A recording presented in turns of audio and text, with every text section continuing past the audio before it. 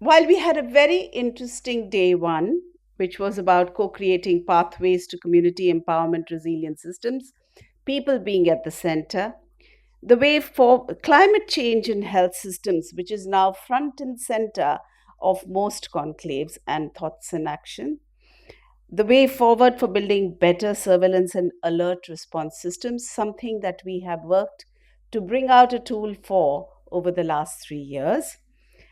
Enhancing health systems resilience in context of conflict and mass displacement, so relevant to today's part of the world and how we have actually started seeing impact which we never expected during our lifetime. Building resilience against NCDs, the silent pandemic. While we talk about all kinds of other pandemics, we haven't remembered that this pandemic has been one that has been there for a long time and something that we should recognize and work towards. We now come to day two, and we're very delighted to have you here. Mr. Christoph Kleiber, I hope I pronounced you right. The World Bank's Global Facility for Disaster Reduction, an economist who specializes in climate and disaster risk management for health systems in low and middle income countries, is going to deliver the first of the two keynote addresses. And followed by him is Dr. Shameh Chakir, another health economist from the University Hospital of Nimes, SNAP, represent France. So I'm looking forward to having you both virtually to share with us your stories on disaster resilience and infrastructure. Following which, Mr. Girish Bamakanti, Global Director of Operations, Growth and Access Health, will bring in the panel who will discuss this further. Over to you, Christoph.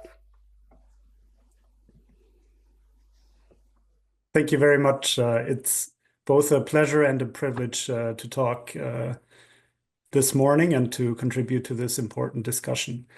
I will take the next 8 to 10 minutes to talk about the example, the Japan example of creating disaster resilient health infrastructure and systems.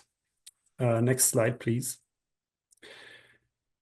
The case study that this presentation is built on is actually a report that was published earlier this year by the Global Facility for Disaster Reduction and Recovery that analyzes Japan's experience of enhancing the resilience of its health systems to various shocks. The outline looks as follows. First, I will talk about the 3 key features of Japan's disaster resilient health system, then about creating resilient health infrastructure, and lastly, the role resilient infrastructure plays as a part of a cross-sectoral approach to creating lasting resilience across systems. Next slide, please.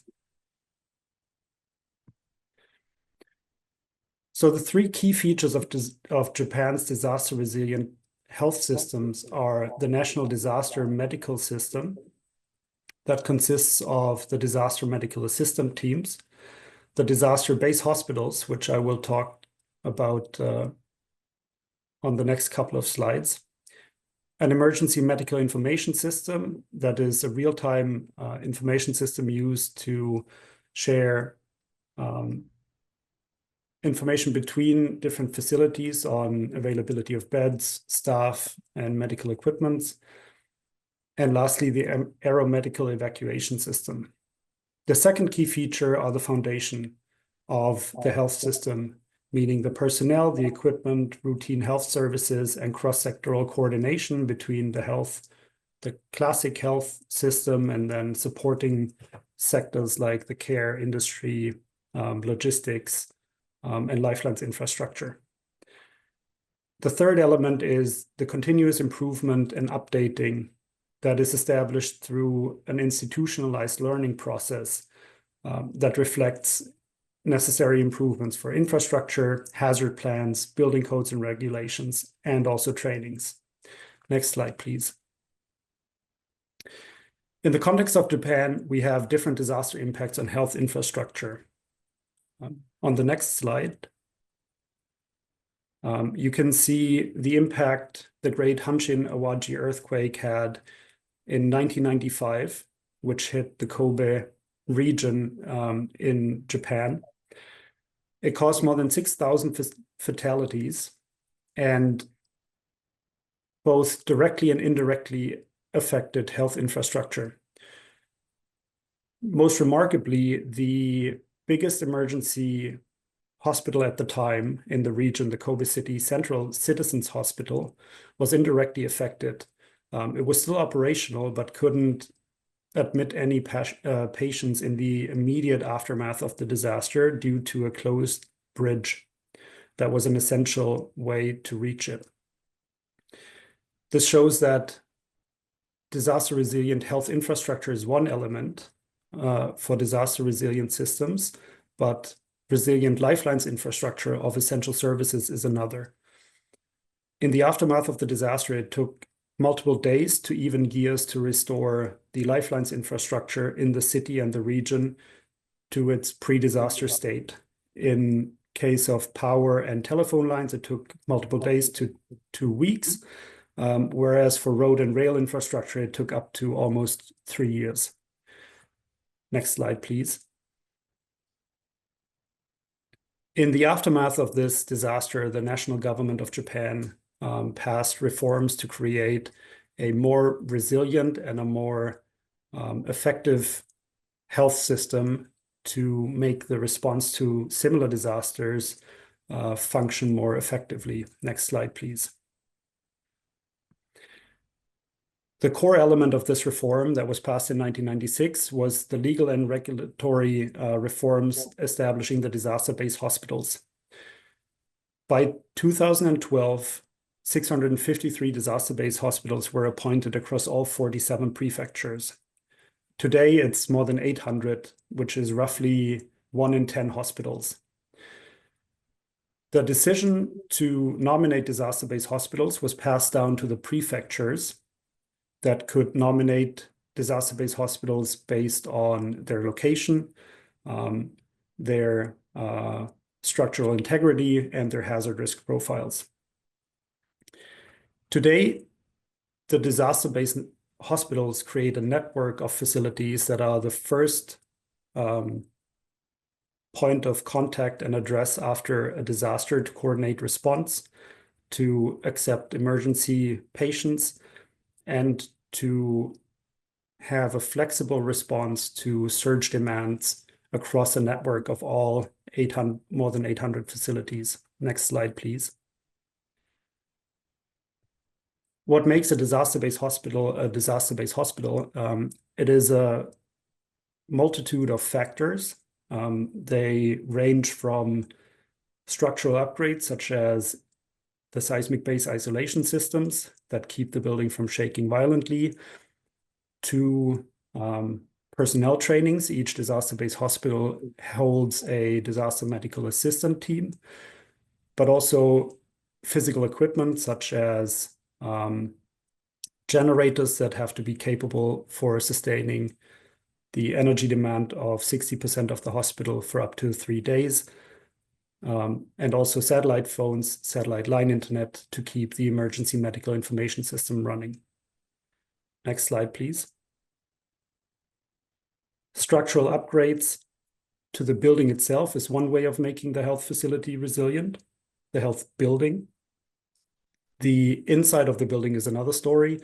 And on this slide, you can see different interventions to make health equipment and even furniture resilient to earthquake impacts. They range from upgrading of walls to even fall prevention bars in fridges, and shelves. On the left in the pie chart, you see one example of the effect that continuous upgrading to regulations or continuous updating of regulations had on the health system. And this is the buildings more generally, where in 1971 and 1981, building code reforms were passed to make seismic resilience a mandate in buildings. And the buildings that collapsed in the 1995 earthquake that were built after the second building code reform are a disproportionately small share of the buildings compared to the ones that were built. Next slide, please. In light of time, I will skip this slide that talks about the continuous upgrading and response to various disasters and learnings. Next slide, please. As I want to talk a bit more about the changing hazards. Next slide, please.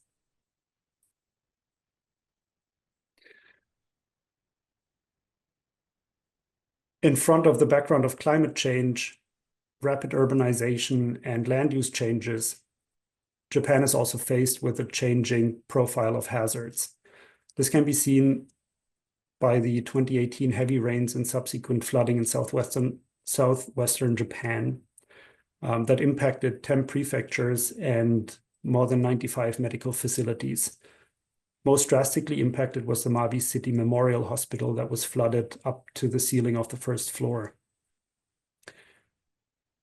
After this event, again, continuous learning and adapting of plans was facilitated, which can be seen in the example on the next slide. The Kurashiki Central Hospital, which is the neighboring city of the Mabi Hospital,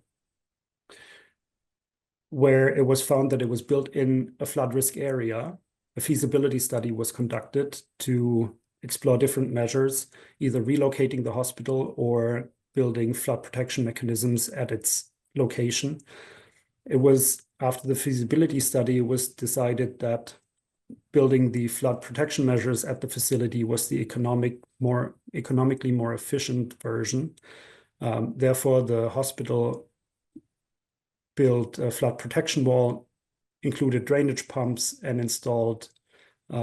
moved the medical equipment and electrical equipment from the first floor to the second floor, so that in case of inundation, continuation of services would be guaranteed.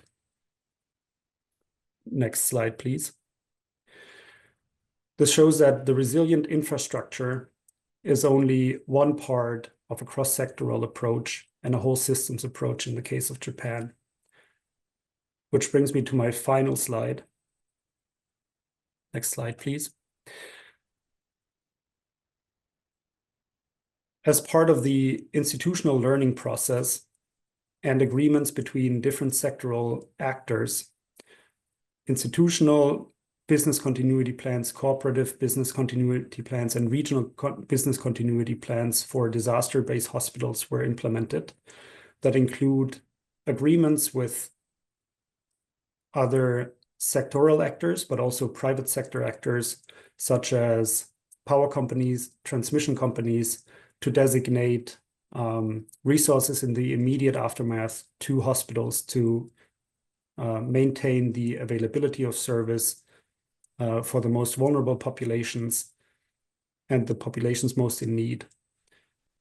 It can also be seen through the example of the designation of emergency transport roads, for example, that see priority clearing for roads that lead to disaster-based hospitals in order to maintain access and service availability at these facilities that coordinate the immediate response in the aftermath of a disaster. In summary, this shows that resilient health infrastructure is one critical element for a disaster-resilient health system, but it also relies on cross-sectoral collaboration and a flexible system that allows to address disasters where they happen, rather than create redundancies in the system to prevent any given impact. This brings me to the end of my talk. Thank you very much. And I'm excited to hear more of the important discussion today.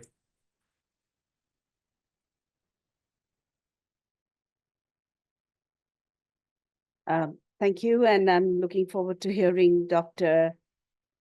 Shmahe Shiame Chakri. I'm sorry to get your name wrong. No problem. Can you hear me? Yes, we can. Yeah. So thank you so much. I'm so pleased to be here with you, and no problem with my name. Do I have to share my presentation, or if the same? Yeah, good. And Christophe.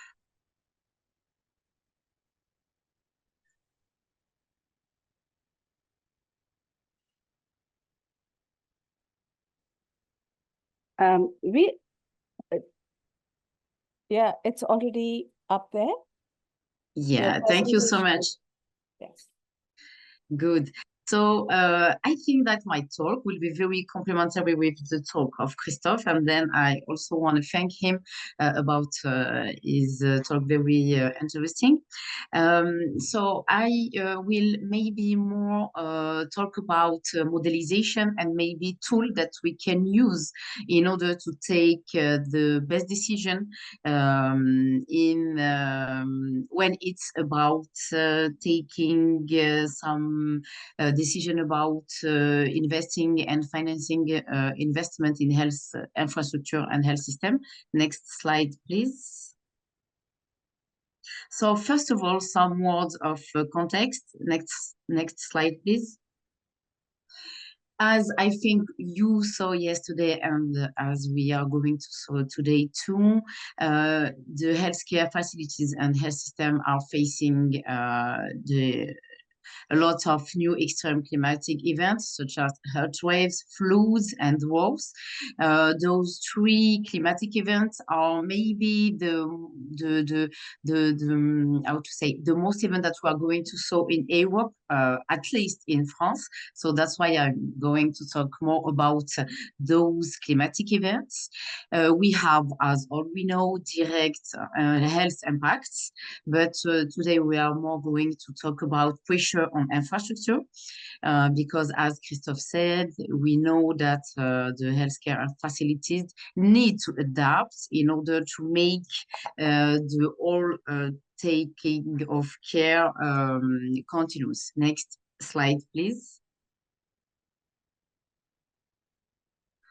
And facing those issues, the question that maybe we can bring some answer is how policymakers can act.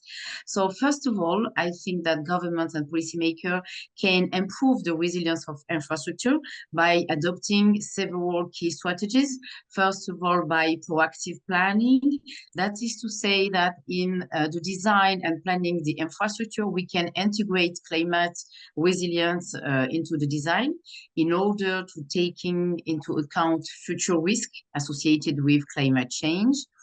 Secondly, it's more about having some sustainable investments by giving the priority to infrastructure sustainable, and also by allocating funds in order to modernize existing infrastructure in order to make them more resistant and also more resilient. Then another key strategy is always which is very important, is about collaborating with local and national actors, because the only hospital can't take the best decision. So it's very important to exchange with all the authorities in order to take the best decision to assess specific needs, and also to coordinate all the efforts.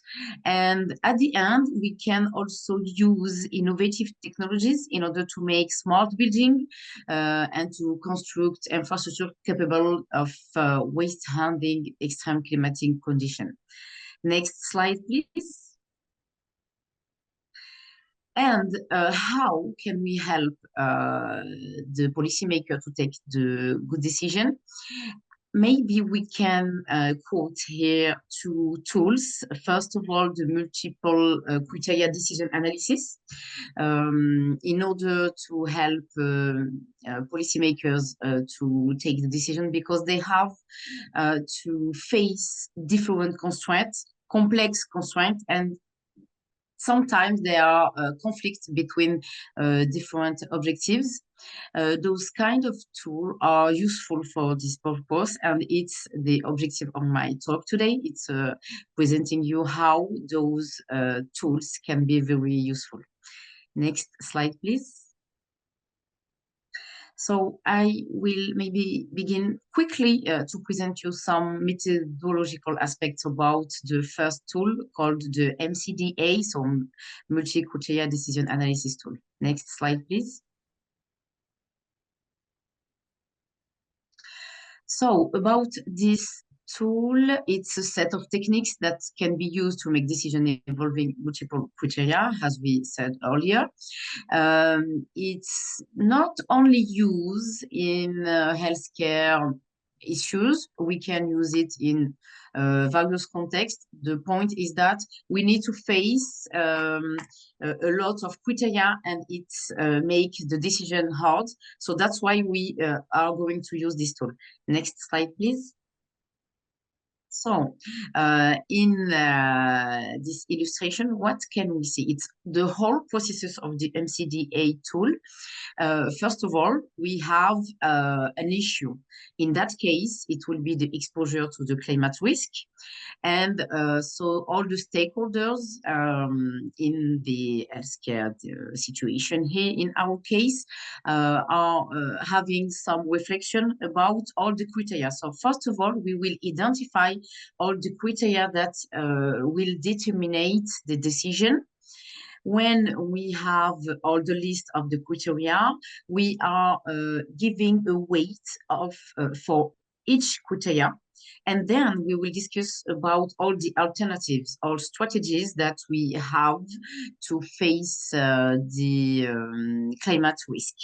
And then in the tool, we will aggregate all the assessments and add for sure some sensitivity analysis. And at the end, we will score all the alternatives, and by giving them weights, we will calculate total ranking, and at the end, we will rank all the strategies by preferences, and in this way, we will take the best decision according to the best strategy. Next slide, please. In this table, it's an example. For example, it can be how can I build a health infrastructure resilient to earthquake and hurricanes, for example. So it's just to illustrate how we can use this model. So in that example, I choose some criteria, as you see on the first column. So first of all, the first criteria will be how the infrastructure can face to the climate risk and prevent all the damages faced to this climate risk. The second criteria will be the consumption of energy, and the third, the cost. In the MCDA tool, we already have more and more criteria, but it's to make the demonstration easier. So on the second column, we see the preference that the stakeholder accorded to each criteria. For the first one, we have the priority. So that's why we have the biggest weight with the 5 weights. The second point is the cost of the infrastructure, and last of them, the energy consumption. It's what we see on the second column. And then we have 3 situations: the current one, the one alternative, and then another one. So in the current alternative, we see that the building is really not resilient because the rating for the first criteria is just 1. And for the energy consumption, the rating is 3, and for the cost is 5. So at the end, the total score of this current situation is 26. And then we have on the right of the table two alternatives. And I am not going to detail all the rating because I think that everyone understood how we have the rating. But what we see is that the third strategy have the best scoring, because as we see for the first criteria is we are having the best rating, 8. At the end, when we have the weighted score, we have the best scoring. So this kind of tool can make easier the decision, because we have on one tool all the criteria weighted by the preferences of the stakeholders. Next slide, please. I will present a brief case study in which we had to estimate all the damages. Next slide, please.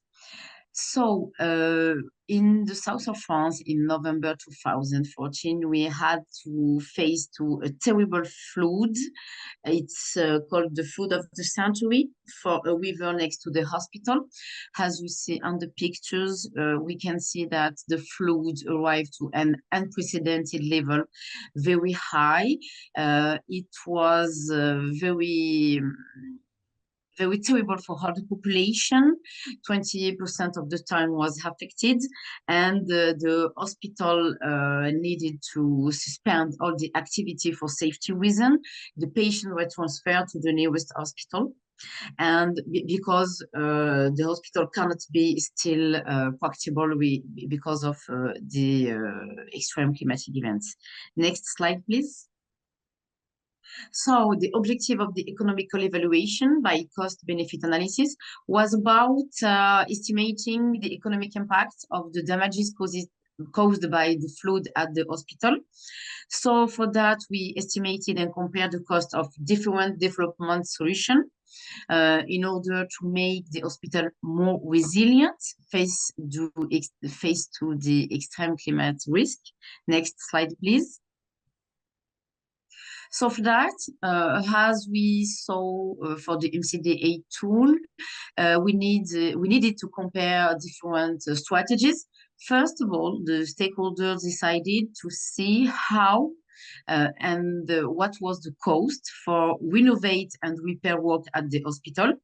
For example, by installing watertight doors in the technical rooms, by raising the height of the generators, by moving the undulating devices upstairs, by setting up evacuation plans. So that was the first scenario. And the second one was about relocated the building who was very face to the flood. You know, it was about relocating the building who was in front of the hospital by putting them behind in order to reduce the damages. So that was the two scenarios that we estimated all the costs and the consequences about impact in the taking care of patients. Next slide, please. So for that work, we had several steps. First of all, we estimated all the damages caused. Then we break down all the expenditure by item and geographical area. Then we estimate the rates of damage avoided according to scenarios. And then, very important, we studied the probability of the occurring again of these flood events. This last point is very important because we are talking about risk. This flood was rare because it was the flood of the century. In the town, we never saw that flood. So it was very important to estimate the flood event occurring, because if we go to make some investment, we need to have some probability of the return of the events that we face to. Next slide, please. So about the estimated damages, I don't detail here, but the total amount of damages was estimated to more than 7 million euros. I forgot to say you that it was a small hospital. It was not a big one in France. So the damages was very huge, and to those damages we can't quantify a lot of other costs because it was impossible, like cost of transferring patient, intangible cost. For we saw a lot of donation of equipment, some effects about the reputation of the facility, etc., and also the impact of health patients, and also the impact of mental health of the healthcare workers. Next slide, please. So what we saw on the slide is the river who is near to the hospital, and the study that we made with the help of hydrologists and modelers said us that at the end, the probability of such a flood recurring was not something very important, because the return period was more than 100 of years. So seeing that point, finally, next slide, please. The scenario 2 was really not rentable. Can we have the next slide, please? Yeah, so because of the return period of more than 100 years, the second scenario about delocating the buildings was not cost effective in terms of the likelihood of flooding. We decided to repair the buildings, and in addition, and it's another very key point here, is that during the estimation, during the evaluation, during the whole processes of decision, another factor was added during the assessment, because a political decision decided to build a larger hospital in the center of the region, because as I said you, it was a small hospital, and not so far we had another small hospital. So the policymakers decided to have a big hospital and to transform this hospital who had to face to this flood by residence for elder people. Next slide, please. So in conclusion, the work to get the hospital up and running again has been completed. As I said, the current building will be converted into a retirement home for dependent elderly people. And the hospital will be relocated as a result for this political decision. So to conclude, we can say that this comparative economic evaluation of different serious strategies enabled us to estimate the profitability of each strategy, but another public policy decision to reallocate healthcare provision led to a different decision. Next slide, please. Last one, please. So in conclusion, what can we say? We can say that those tools, the MCDA1 and the cost benefits analysis, are two interesting tools because they can help to make the best decision, the best well-informed decision in a context of constraints and faced to different scenarios. It promotes transparency, objectivity, and good understanding of all the constraints involved in the complex decision. And it's here the end of my talk, and I'll be really happy to say you more about those tools and how they can be helpful in the processes of make all the infrastructure more resilient. Thank you so much. Thank you both, Christophe and Samahe. I love the fact that both of you used the brand slides, something that we are really appreciative of. Excellent examples of disaster and resilience. And of course, it's going to be now complemented by Girish and the panel. Girish, I'd like you to come up, please, who will moderate the panel for us this morning. Professor Vinod Kumar Sharma, who's a senior professor in disaster management and consultant, Indian Institute of Public Administration, and an expert in environment and disaster risk reduction. I think his years of experience will actually help us understand the remotest areas that disaster management can and be looked at. Dr. Nina, the Global Health Director, Health Systems Governance, Jacobs, um, she's going to be joining us virtually, and I will have Dr. Hari Kumar, the Regional Coordinator, South Asia Geohazards International, GHI, to be here in person with us. Ratnesh Kumar, Dr. Ratnesh Kumar, a lead specialist in knowledge management, Coalition for Disaster Resilient Infrastructure, with expertise in infrastructure resilience and post disaster needs assessment. I'd like to acknowledge that CDRI, that is Coalition for Disaster Resilient Infrastructure, is our co host and a knowledge partner today for this panel. I now hand it over to Girish to take it forward. Thank you.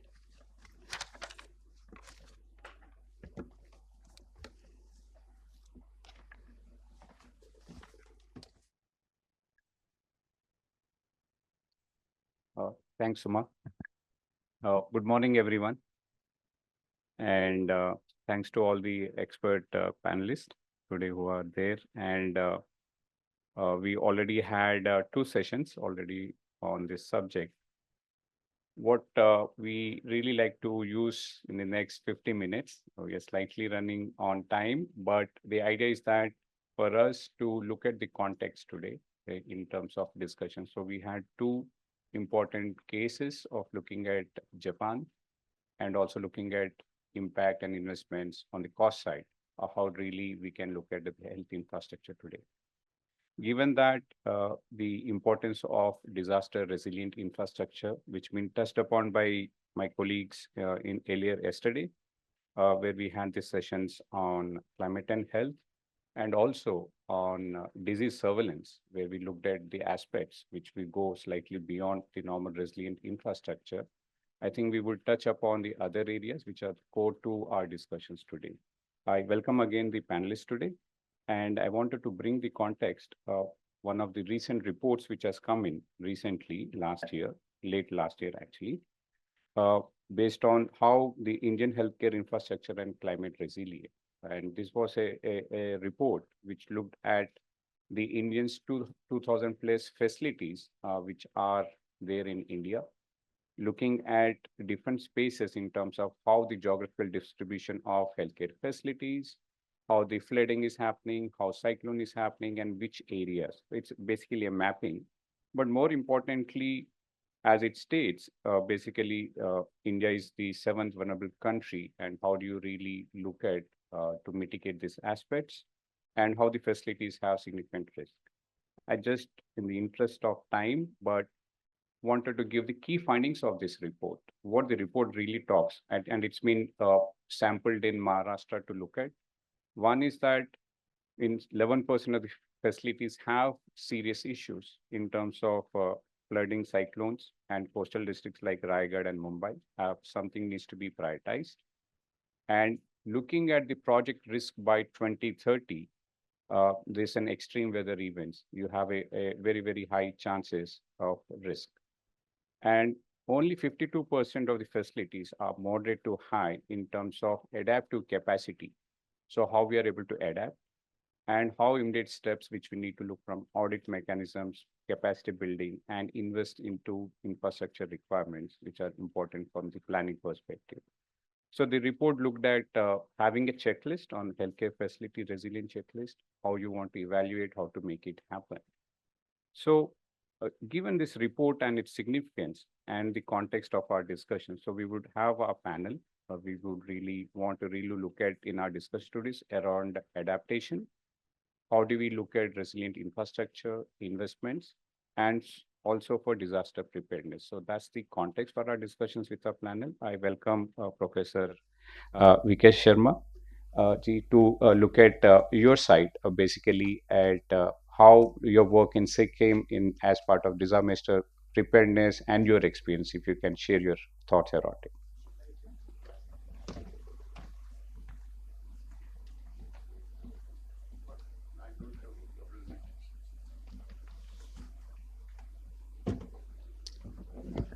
Thank you very much, Dr. Girish ji,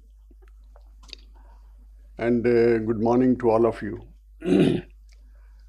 At the outset, I appreciate that the organizers of this conclave, they are having a dedicated session on disaster resilient infrastructure, which is a very, very important area.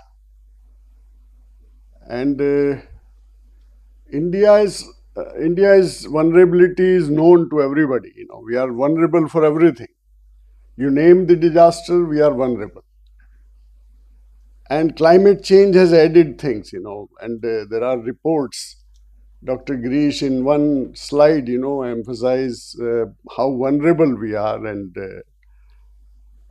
let me tell you that there is a science and technology report which is available, which is, in public domain. And it is saying very clearly that our coastal area, the whole Himalayan belt, some of the central part of the country, I think the whole country become more and more vulnerable for natural calamities because of climate change. There are IPCC reports. I am attending, you know, all the COPs, and we are discussing all these things. So we are not giving lecture on climate change. It is known to everybody that the impact of climate change is visible. There are new disasters. I was member of the high-powered committee, which was set up long back by our former Prime Minister, Shri Atal Bihari ji. And we identified 31 disasters. Today, there are many other disasters have come up. You know, there is heat wave, there is cold wave, there is, you know, the new things are coming up, you know. And you have seen, biological disease, and that's why the health is becoming a very, very crucial, important thing to discuss. And cooperation, you know, in that area, this has become very important point, because new diseases are coming up. New mutants are coming, you know, in virus, bacteria, all these microbes, you know that they mutated. So all these things are there, all these threats are there. In this context, I think our Honorable Prime Minister in 2019, you know, he took a very important decision on international scenario. You know, he announced this coalition of disaster resilient infrastructure, which is a success story, I should say. Very soon, within couple of years, you know, large number of countries, they become member, the organizations, they are assisting this, and it is really needed. I will, because Ratnesh, I will not take his job, because, he is from the CDRI.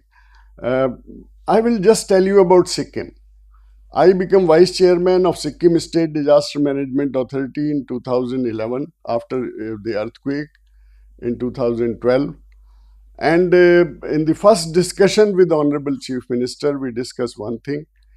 Sir, the whole Himalaya is vulnerable for natural calamities.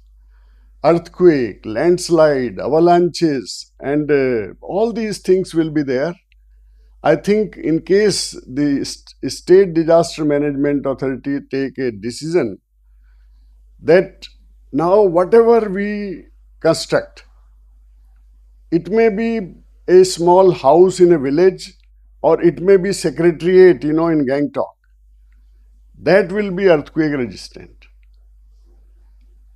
And you believe me that the whole, cabinet, they decide that, yes, I think this is a very good decision. And let me tell you, and I'm saying it with pride, that since 2012, wherever government money is involved, So it may be a hospital, it may be a school, it may be a road construction, it may be a secretariat, it may be a small house which is being constructed at the. This is disaster resilient. We are trying to make it earthquake resilient. We know that we are in seismic zone 4 and 5, and we know that, I mean, thank you very much for, thanks to IITs that they have given us technology. They told us, they studied the whole thing, they gave us, parameters, and government of Sikkim have accepted this. The notable point, which when CDRI, I visited CDRI, and I am thankful to the DG, I requested him that you take our state as a model and take one sector, maybe health sector, because health is, to my mind, is very important. I have seen, I am working in disaster management since last 35 years. I have seen, people in Bhuj, when the hospital collapsed, 230, patient, doctors, nurses, they all died, buried, in the hospital, district hospital. So I have seen that, So I think, I gave him the background that Sikkim is one state, which can be taken as an example, which is doing already, excellent work. I'm not saying that we started everything. There are many things already being done.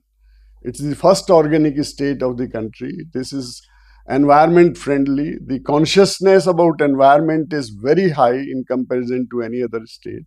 Cleanliness and all these things. So there is nothing to, and thanks to them that they have accepted our this thing. And I discussed with government and State Department, and we took up this thing, and it is giving results. We are making a policy, document which can be shared with everybody, and I think health infrastructure.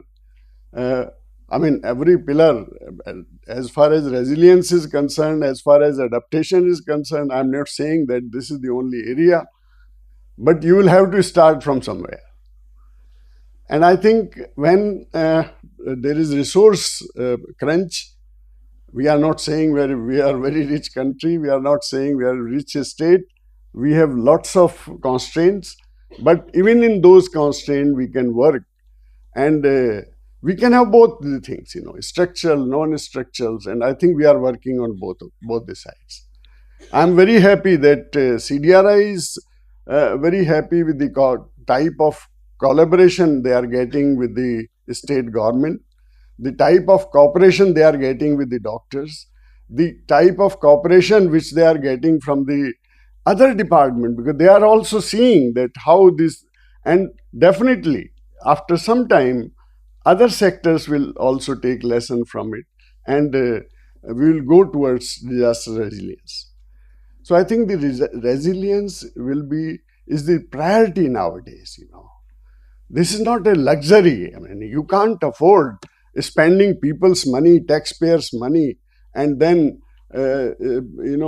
every time, it may be city, it may be, rural area. I think everywhere nowadays with climate change. You are reading in newspaper, every day is a, record of last 50 or 60 years.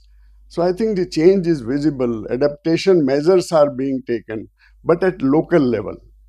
I think the most critical thing is national level, so many things you are doing. International level, so many things are going on. I think this is the time when we should take it locally. And in locally, I think these efforts, Sikkim is making some of this thing. We are not only building, building is one aspect, I tell you. When we are talking about health resilience, there are other aspects also. And I like, the stage is set, my previous speaker, and he is saying that health infrastructure is a very big thing. When we are talking, building part is very important. This is number one, no doubt in it. But there are other things. In Sikkim, I am seeing traditional wisdom. I am seeing, because, there are villages, 10 10, 20 houses, in a village, and there is no hospital, there is no PHC, there is no. So I think, and at that level, and they are also being impacted. You have seen Glove, on 4th October 2023, and we have seen that how much we are affected. And thanks to the state government, that because of our preparedness, because of our, awareness to the people, very few people died. I mean, every one is important, and even 22 is very big number for me. But we wish that nobody should die in disaster. And that's why we are preparing this state, and we think that this model can be replicated. It's a very small state. We are making some efforts which can be visible and which can be shown to the others. And I think CDRI, I am grateful to them that in health sector they are helping us, and we are seeing very good results of it. So state is very happy, the people are seeing that, yes, I think it is needed. So great. CDRI is happy that they are making a document which is a policy document and can also be shared with other states. And this can be replicated to other places. So thank you very much. I stop here, and I have very good speakers in the panel. They are all good friends, and I know that how good work they are doing in the country. Thank you. Thank you, Professor V.K. Sharma. Now, if you can hear me, I think we have our next panelist, Dr. Nino. Thank you, Dr. Nino, for joining us virtually. We would like to hear from you on your work, where you actually cutting across your thematics in terms of health systems, climate, and infrastructure resilience. So we would like to hear from your thoughts and your experience. Over to you. Thank you. I hope everybody can hear me well. And greetings from Washington, D.C. And I want to thank all the panelists and thank you for having me to discuss this very, very important topic and very complex challenge. It was really interesting and encouraging to hear the previous speakers that we're outlining. Maybe take a few moments before I dive into the practical examples of our work to maybe set the scene. I'm sure I'm not going to say anything new in terms of the climate and health intersection, but just wanted to outline and remind the audience how complex this challenge is, and working in the space of climate and health requires a multidisciplinary approach. Just so to remind everyone how climate and health are super well connected is that every time we have the major climate event, we have a significant impact on the human health, well, to animal health as well and planetary, but just to maybe concentrate on the human health here and bring a few examples. Extreme heat exacerbates the cardiovascular issues. The air pollution exacerbates respiratory illnesses that we have. Different types of the changes in ecology because of the climate change or changes in the sea level and flooding are causing spread of the waterborne diseases and vector-borne diseases. And I believe Professor Sharma already kind of a little bit alluded to the climate being way beyond just the direct human impact, but also covering the surveillance systems and etc. Some other indirect impacts as a drought and water scarcity are affecting the food security that directly then contributes to the malnutrition and undernutrition. So there's no lack of the human health impact coming from the climate change events, and this human health impacts and the increased morbidity and mortality then are causing additional strains on the health systems that then causes the increased spend on healthcare. We do have the issues with the workforce due to the illnesses and etc. So it's just like a few things to highlight how complex the climate events are and how impactful they are on human health. Just to bring a few examples or few facts and the numbers that are super stark to me.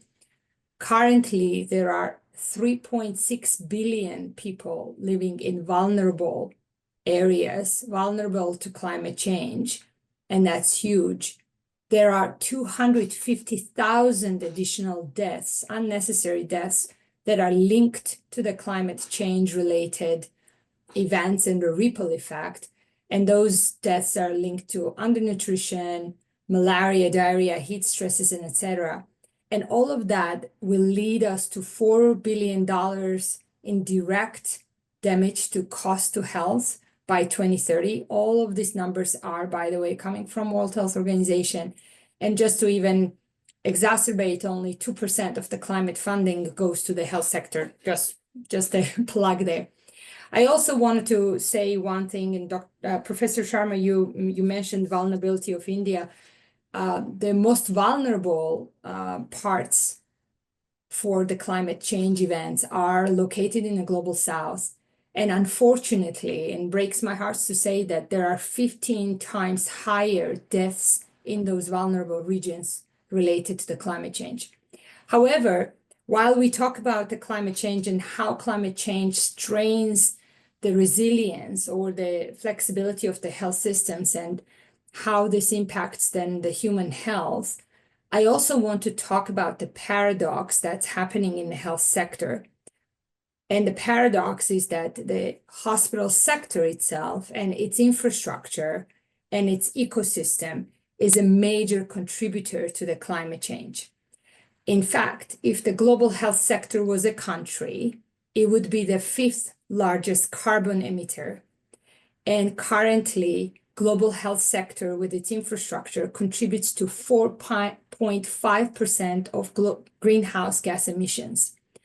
In some countries, that's much higher. Like in the United States, we see 6 to 8% of healthcare sector contributes to 6 to 8% of national carbon footprint. Switzerland stands at 9, Italy at 6.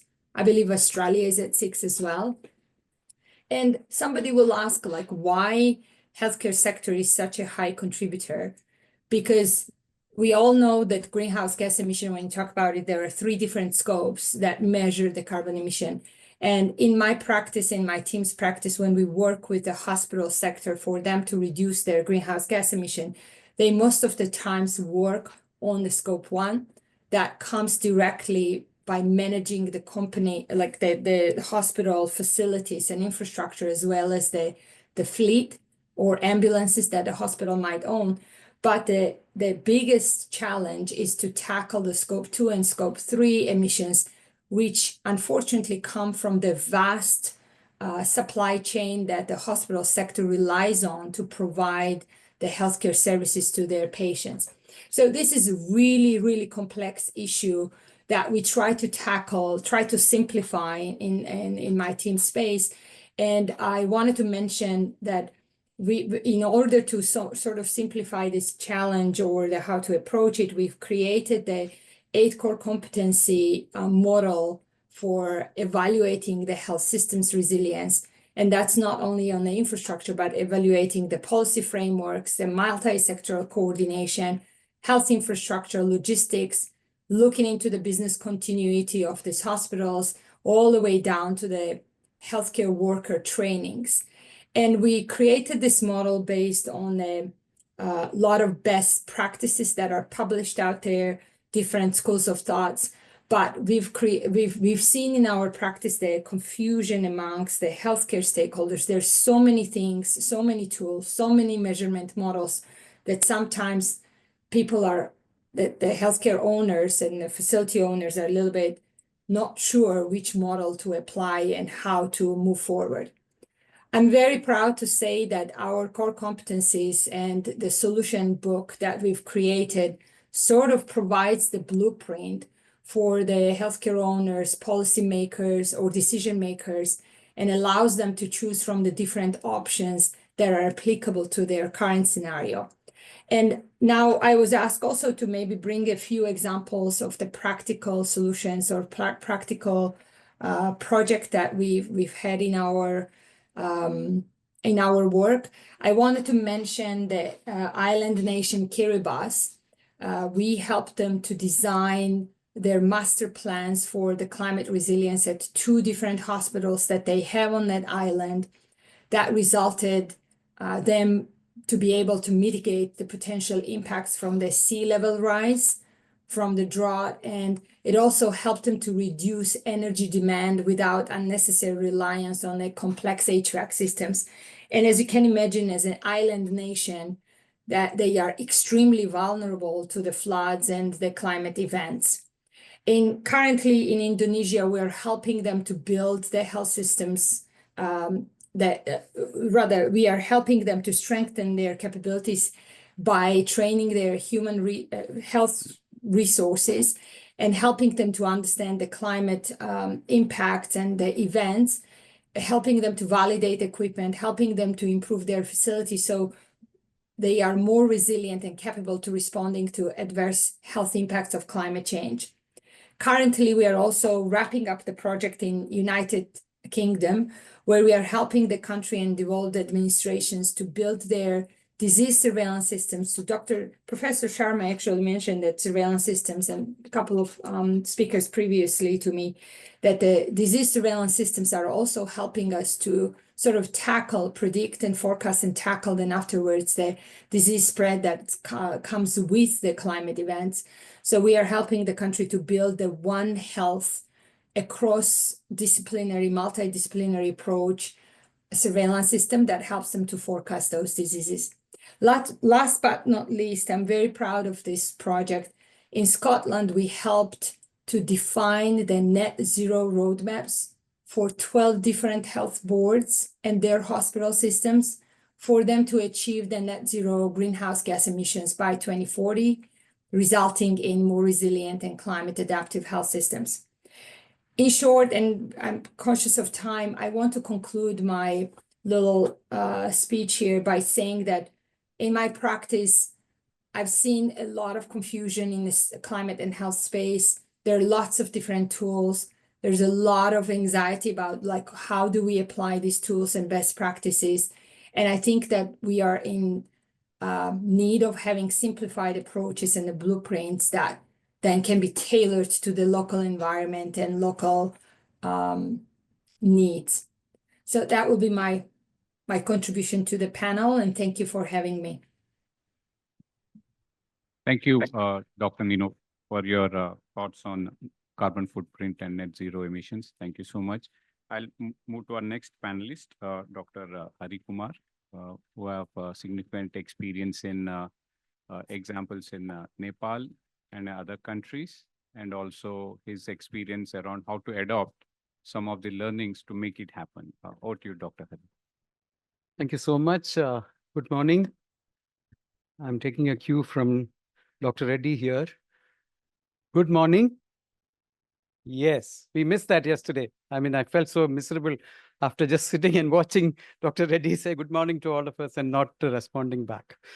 Wonderful to be here and wonderful to be part of this panel, illustrious panel, and so much of learning starting right from Christoph and in all the other sessions. I'll be touching upon the importance of, functional hospitals.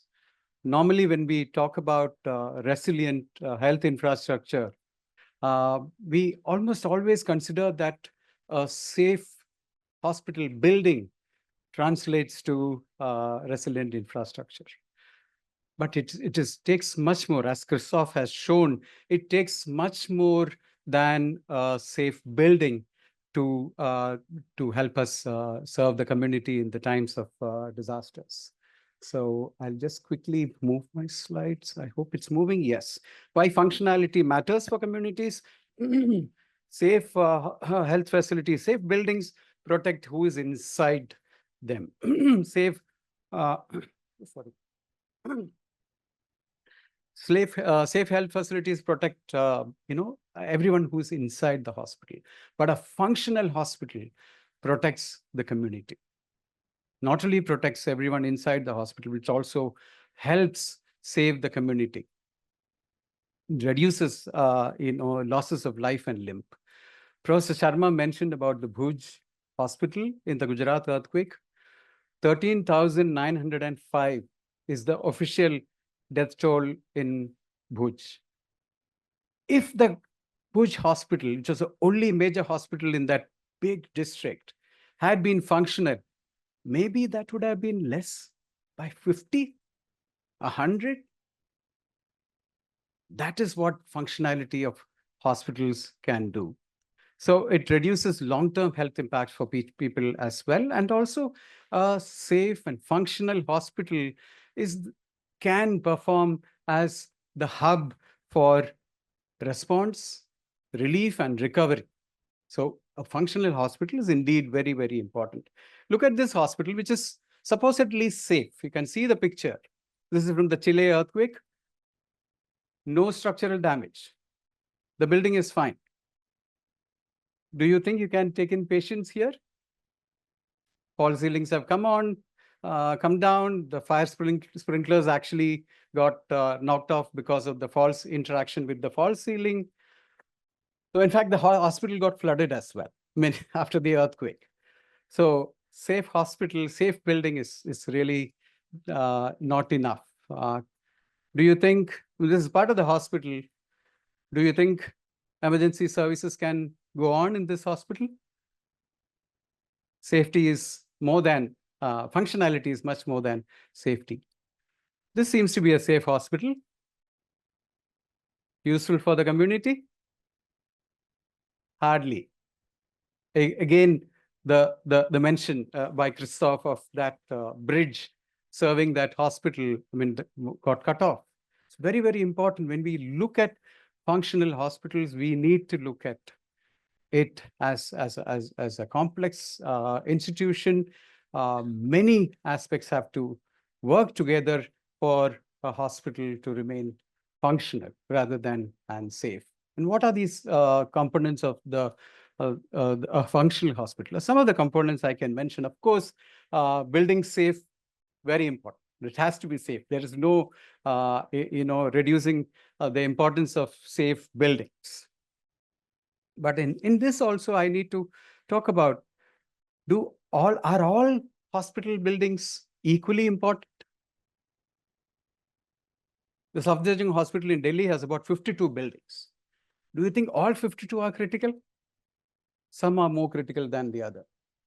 And it is up to the hospital administration to decide which are the critical ones I want to maintain.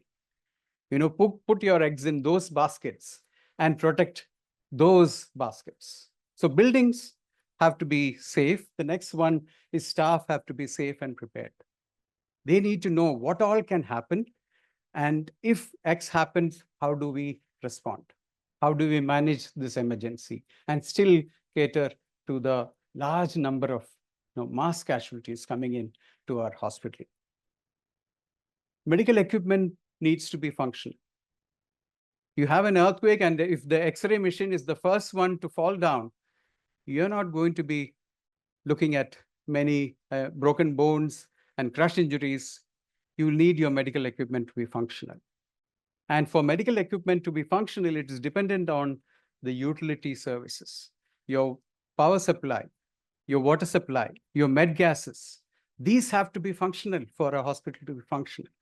So medical equipment, they run on water supply, they run on power supply. I keep asking this question to hospital administrators. Which is more important to you, water supply or electric supply? Water supply. I hear that a lot. I didn't believe it when people told me, but power and water equally important. Med gases, very important. So all of these, communications. Again, referring to our first presentation, he talked about having a database and being able to communicate, how many number of beds, number of specialists available. All of these communications, very, very important. Supplies, availability of supplies. Very important. Again, going back to the Bhuj example, the Bhuj hospital collapsed, but their pharmacy, which was a new building, was the only building which did not collapse. And that really helped. And they had received a month's supply just a few days before the earthquake. That really helped in the response, supplies. So all of these have to come together. And mostly when we are looking at utility systems, it is externally supplied. The power supply comes from outside, the water supply mostly comes from outside. Med gases, before COVID at least, used to come from outside. One good thing COVID did was, most of our hospitals have their own oxygen supplies. So, but if these are coming from outside, a hospital has little control over the external supply. So that is where you need to be self-sufficient. Our Honorable Prime Minister coined the term for what is that? Yes, we all need to be self-sufficient. We all need to be self-sufficient, especially hospitals. You may have to run without power from outside, without water from outside, without med gases from outside. I mean, you saw, again, from Christoph, referring back to Christoph's presentation, how many days it took before Kobe got power, got water, got gases. Very, very important for us to be Atmanirbhar. That is the whole crux of this, the utility systems functioning. So all of this have to come together. And when we are doing assessment of hospitals, we need to be looking at each one of these, looking at the building, looking at what can happen in the hospital. It's very important that we consider all hazards. Many hospitals have, right next to, I've seen a hospital right next to the Brahmaputra, the mighty Brahmaputra. That hospital, which is about 30 meters from the banks of the Brahmaputra, has the generator and the CSSD in the basement. What do you think of that idea? It's a bad idea. I mean, it is going to shut down your hospital. You can have, you need to protect your power systems. People ask me, which is the most important division in the hospital? I would say the maintenance department. That is the most important division. We have the bad experience in Chennai, where a hospital basement got flooded. I mean, when Adyar River flooded in 2015, 18 people, I think, on ventilators lost their lives because of that. We have to consider our risks. We have to understand our risks. That is why our assessments have to take care of all of these. When we are looking at a hospital safety, resilience of a hospital, we need to look at it in total. So assessment of hospital functional, I have been using many assessment tools, but I am sort of in love with the WHO's Global Hospital Safety Index. It's a very robust tool, covers all of these, everything we saw in the previous slide very well. And it identifies major vulnerabilities without getting into detailed calculations. Of course, you need expertise to be able to do that, but it covers all of these aspects, and it looks at impacts on medical service delivery due to site hazards. For example, the floodable basement, the structural damage, the outer shell, architectural shell of the hospital, the false ceilings, utility resilience, medical equipment, building contents. In an earthquake-prone area, it is not just the building collapses which injure you. Let us say tall cupboards are there, autoclaves, tall autoclaves, radiant warmers, tall. When the ground moves, these are likely to come down and affect the functionality of the hospital. So we need to look at all of those. Fire safety across the facility is one thing, and also within each building. What is fire safety across the buildings? You need to look at how the systems are. Is there enough space for a fire engine to access every building from all sides? So all of that is the fire safety across facilities, but in individual buildings also, you need to look at how the pumping system works, whether sprinklers are there, the fire safety equipment is there, whether there have been training programs for staff, all of that. Preparedness and planning, access, all of this is covered in the global HSI. And this is something which supports decision makers. And I really have, when we are using this tool, often, when we ask the questions, this tool is a great awareness tool also. You ask the medical superintendent of the hospital, how many hours of backup power do you have? And he goes blank for some time. Then I help him with how many generators are there, and how much fuel is available. So he calls the maintenance person and asks this question: how many hours can we run without getting fuel replenishment? And many hospitals I have discovered, even the most important hospital in Delhi had about 12 hours of fuel backup, which means in an earthquake, if the fuel supply is not coming, the big hospitals will shut down after 12 hours. Acceptable?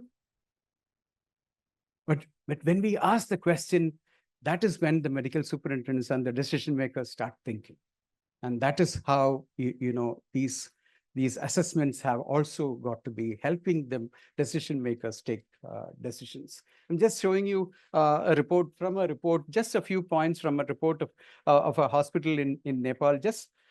We had done the assessment before the Nepal earthquake happened. And some of the things, the generator is not anchored, the fuel storage only for 17 hours, the maintenance person, generator doesn't start automatically. And the maintenance person is not available in that hospital 24 hours. So if he's not there, the hospital will go dark for some time till he comes from his quarters and turns on the generator. And the main power inlet feed is a transformer which is welded onto just kept on top of two rails, and we thought that will fail in an earthquake. It was like this. And this is the Teko hospital in Nepal, Kathmandu. The power supply in Kathmandu was disrupted for just 7 hours after the earthquake. But this transformer fell down, and the hospital could not access external power for 32 days. They had to run on generator for 32 days. These are the things which will come out of a comprehensive assessment. So I'll quickly wind up here. I know I'm getting dirty looks. Comprehensive assessments have to understand. We need to understand risk to be able to reduce risk, protect critical services of the hospital, build resilience, understand fire risk. I've already talked about all of this, and assessment tools should really serve as eye openers. So let us in our assessment, and always do the assessments collaboratively. We need the hospital staff along with us. It is not like somebody else is coming and doing an assessment. We need them. It has to be collaborative. I love this, what is written here. Collaborative and coordinated actions need to be taken for resilient hospitals, and then that leads to resilient communities. Thank you so much. Thanks for the patience. Thank you. Thank you, Dr. Hari. We'll move to our next panelist, Ratnesh, who is leading the CDRI, and he's actually putting all the stakeholders for all the great work they are doing. We would like to hear from you, your plans and actions, how you are trying to drive this resilient healthcare infrastructure. Over to you, Ratnesh. Thank you, Girish, and thank you to all the panelists. So it actually helps us to understand the different components of resilient health infrastructure. And so just to begin, when we think of any climate change or disasters, they impact health systems that we have been discussing, because this conference is about health system resilience. So any climate change event or disaster, they impact health system at basically three levels. First, it is the health of the population or the community, where you have injuries, long-term, short-term disease, or disabilities, or those kind of impact. So first level is the health of the population. The second level is, after any disaster, operations of hospitals get affected. There might be possibility of hospital themselves getting affected, or even if they are not affected, the hospital functionality and operations will affected, because you will have number of more patients and treating them. And in most countries, it is the treatment of the patient from disaster is normally there is no cost from the we can't see cost from the patients. So the second level of impact is the hospital operations, and third level of impact in the hospital infrastructure or the health infrastructure as we call it. And as highlighted by Christoph presentation in a presentation by Dr. Hari, that health infrastructure has various components, and we at CDRI have been collaborating with WHO to develop a framework for resilient health infrastructure. So now we are not in process of developing a very completely new concept or anything. What we are trying to do is that within the overall framework of health system resilience, we are trying to bring focus on the infrastructure component, and bringing focus on that in the on the screen you can see on the right side is the framework for resilient health infrastructure. So basically, to understand this, we have been working on this for almost a year, and Dr. Girish has been part of that community of practice in which 20 experts from 15 countries are contributing. So basically, there are 5 components in 5 different colors you can see. At the core is community, people, and its facilities, because that is the community is the one we want to serve. Outside that, you see 3 colors. One in blue relates to the disaster, crisis, and emergency preparedness at hospitals. The second is emergency department. Even if you do not have disaster, but there are incidences of say accidents and all. So in those cases, the fatalities and morbidity, mortality can be reduced if the emergency department is effective. And then safe hospital component, as Dr. Hari highlighted. So these 3 components, there has been significant work by WHO and number of other partners. And this component, a lot of work is going on. So we have put in this framework so that we are able to build upon what is already there. The next component in the gray you see is the hospital buildings, which has 4 components: structural, non-structural, functional, and asset life cycle. So in hospital safety index, the functional, structural, and non-structural components are covered. We are trying to add a asset life cycle component because the new hospitals and a hospital after 30 years. So everything needs to be maintained so that it functions properly. So that's the gray where we focus at the resilience at the asset level. In the red you see is the what we taking is a systemic view of infrastructure, health infrastructure. So as Dr. Hari showed some pictures that hospital itself is intact, but the road leading to this hospital is not functional, or a power line is affected. So in that we are covering different critical infrastructure services which are supporting the health services. And outside green ring that you see, so all the lessons that we get through this program that Professor V.K. Sharma mentioned that we are doing in Sikkim, we try to integrate with the policy and existing provisions of the Disaster Management Act. We plan to link it to the risk-informed investment and planning, as it was highlighted by Dr. Siame, and obviously the local factors, traditional knowledges that are there, the multi-hazard approach, because a hospital can face different hazard or disaster at different point of time, and then obviously the provision of funds. So those things has to be mobilized. So in short, so whatever we have discussed in this session, this framework relates to this, and this is in development in collaboration with WHO and number of other partners. Thank you.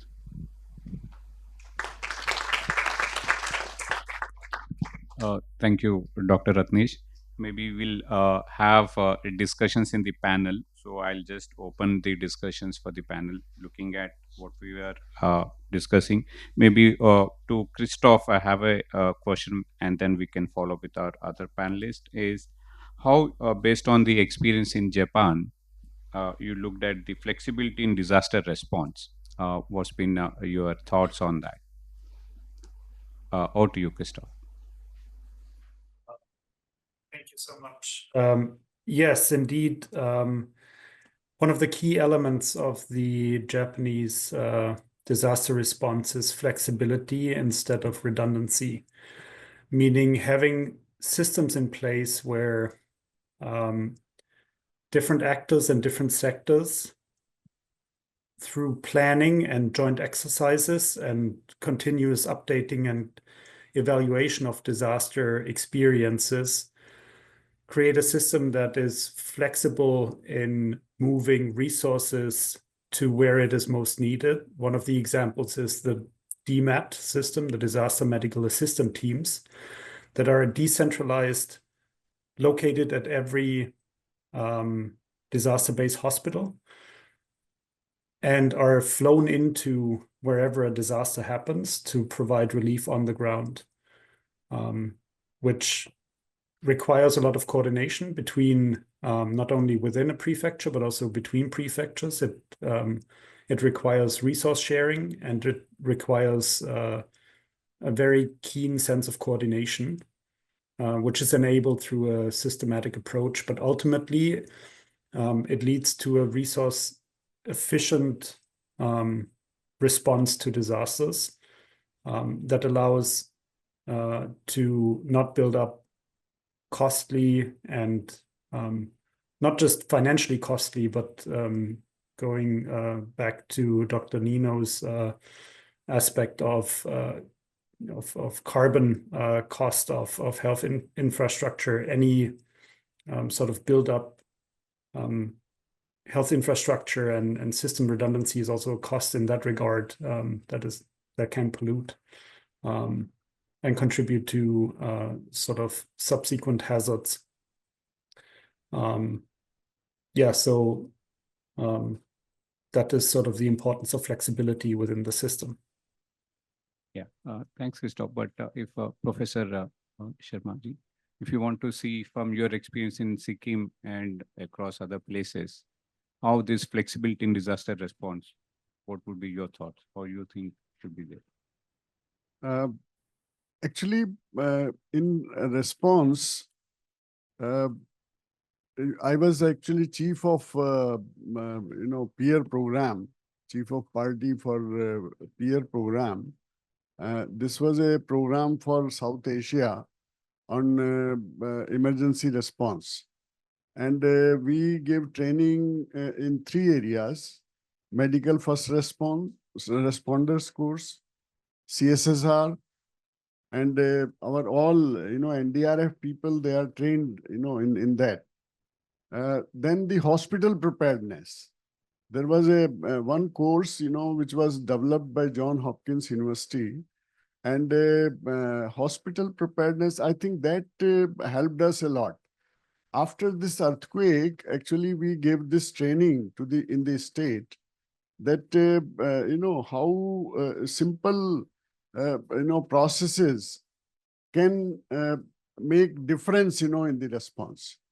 For example, start with triage and all, which are normal thing, But in case you have a systematic approach, in case you have one area dedicated, for emergency or this kind of emergency, then the hospital administration is geared up, for this kind of thing.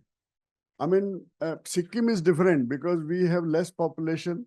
But in other hospitals, there is every day there is a disaster-like situation. So I think, that kind of for quick response, for in case we have that sort of planning, that help. And we are doing it, we are upgrading, our disaster plan. And in district disaster management plan, we have different components. And I'm very glad to inform you that in Sikkim, this our health sector, they are very proactive and they listen to whatever. So we upgrade the plans and see that how effective response can be there in this kind of situation. Thank you, Professor. There's a question from Dr. Vijay. Yeah, so I have a couple of comments. Just my background is in patient safety and safety systems. All right, so the first disaster we saw in COVID was the totally inadequate ventilation systems of all hospitals, which is one of the reasons why our complicated private corporate hospitals that prided themselves on air conditioning actually had a much greater transmission of COVID, which is an airborne infection. Right. So this is something that we should address when we design hospitals. What happens if the HVAC system shuts down? I mean, you're talking about oxygen. Let me just have plain fresh air, please. Thank you. The second part is I'm amazed at how little healthcare professionals understand about the science of safety and process engineering. One of the things that we like to see is that every component of a healthcare system should proactively put into place something called a failure mode effects and analysis. If you do that systematically, we will address the almost daily mini crises that we see. And potentially, if you think about it properly, you will see how you can address a major catastrophic event. This example that is given of Holland, how high do you build a dike? Do you build it to the average of the last few hundred years? Or you take the extreme and say that we will withstand even an extreme occurrence? So that I think that has to be built into the entire system. It is the alignment of both the structure and the function, but also the behavior of the people who are in there providing the service. Thank you, Dr. Vijay. Thanks for your comments. I have maybe, if you're short of time. I'm okay. We're okay. Okay. Then I have one questions to Dr. Nino. Since you highlighted around the carbon footprints and net zero emissions, your experience looking at both the public health facilities in adoption vis-a-vis the private healthcare facilities, when you specifically mention on the scope 2 and the scope 3 requirements, how do you see this getting adopted into different sectors, and how do you see it's going forward? Well, if I had a good answer to that, honestly, I don't think we will be having this conference or many conferences that are dedicated to the. To be honest, Girish,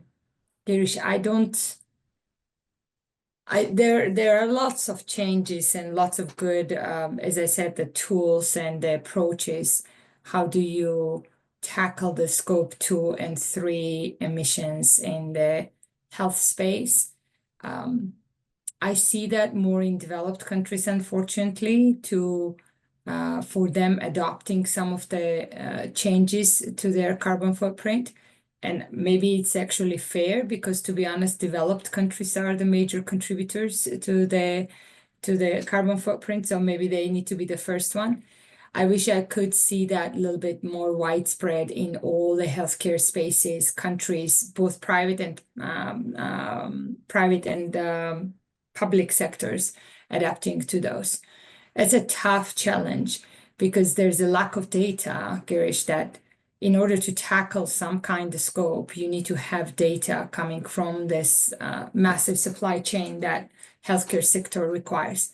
And in quite a lot of countries, that's what we are facing. If you don't have the data, you can't measure anything. And if you can't measure anything, how do we know that we are making a positive impact? So it's a little bit way more complex than just knowing the components of what to address. Thanks, Dr. Nino. Maybe we'll open questions to the audience. I'm going to make a comment. Yeah. As a hospital administrator, I was in one of the largest hospital fires as a patient. And I am actually alive to live this and tell this tale on stage today. And no mention of fire was made. And let me tell you, when there's a fire, no system responds because, like you said, the external systems that need to fall into place is not something that is, again, in India at its best. I don't know where else it can be better. The second aspect, when you talked about between water and electricity, we are supposed to have a 4-day backup as an official backup. And water, you cannot have a 4-day backup in spite of having the largest tanks that are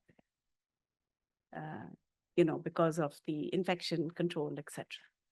So my response was water straight away as a hospital administrator.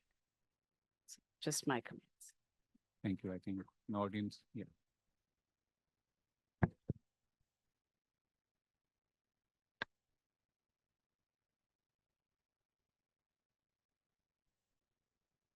Thank you so much for a wonderful panel discussion. And I have one comment again. What happens after these assessments? As Dr. Hari was mentioning, that such and such assessment tools are there and such deep discussions happen. Is it taken to implementation? That's one. And then again, when the new hospital systems are built, are these taken into consideration way before, instead of coming post analysis, post system? Because there's so much rush of making these new places, inaugurating with such pomp and glory and so much fanfare, that we miss out on these things and it comes as an afterthought. And by that time, the damage is done. Maybe. Shall I? Yeah, Dr. Ritu. Thank you. Wonderful question. I think many of us feel the same.